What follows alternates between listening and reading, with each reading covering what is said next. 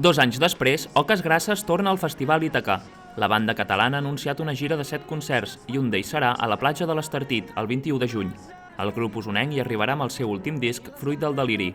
La relació entre l'Ítaca i Oques Grasses ve d'anys enrere.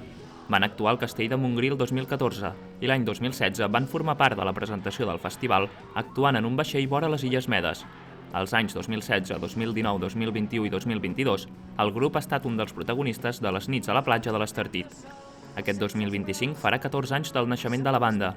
En aquest temps han publicat 6 discs. El Fruit del deliri serà el quart que presentaran al Festival Empordanès, davant un públic que ha demostrat que els esperava amb candeletes. Un dia després de l'anunci ja s'han superat les 2.000 entrades venudes per la nit del 21 de juny. Un dia on també està confirmada l'actuació de Damper Albo i que encara queden noms per anunciar. Altres artistes confirmats de l'Ítaca són Viva Suecia i Carolina Durante, que actuaran la nit del 20 de juny, i Figaflaues i Uineta, que actuaran la Revetlla de Sant Joan.